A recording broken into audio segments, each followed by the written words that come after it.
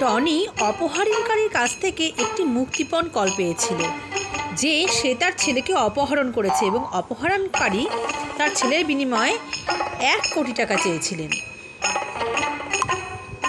Tony স্কুলে তার ছেলের শিক্ষককে ডেকে তার অবস্থান সম্পর্কে জিজ্ঞাসা করলেন যে তার ছেলে কোথায়। শিক্ষক জবাব দিলেন যে তার ছেলে স্কুলেই রয়েছে এবং টনিকে তার ছেলের ছবিও পাঠালেন। টনি তার ছেলের ছবি দেখে কিছুটা আরাম বোধ করলেন, কিন্তু কিছু সময় পর তিনি তার স্কুল থেকে একটি কল পেয়েছিলেন যে তার ছেলেকে অপহরণ করা হয়েছে। টনি গোয়েন্দা মেহুলকে অপহরণের বিষয়ে জানালেন এবং তাকে তার ছেলের ছবিও পাঠিয়ে দিলেন। মেহুল স্কুলে দেখা সমস্ত গাড়ি তথ্য সংগ্রহ করছিলেন। 3টি গাড়িকে সন্দেহজনক লাগছিল। এটা প্রথম গাড়ি, এটি দ্বিতীয় গাড়ি, এটি তৃতীয় গাড়ি।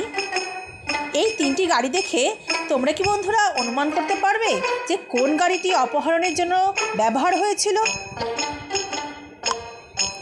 প্রথমটি, দ্বিতীয়টি নাকি তৃতীয়টি? এখানে অপহরণকারী গাড়িটি হবে 2 নম্বর গাড়িটি, কারণ এখানে দেখুন খেয়াল করে ছেলেটির জলের বোতলটি যেটি আগে দেখা যাচ্ছিল যখন সে খাচ্ছিল, এখানেও সেই সেম জলের বোতল রয়েছে। অতএব 2 নম্বর গাড়িটি করে তাকে অপহরণ করা হয়েছে।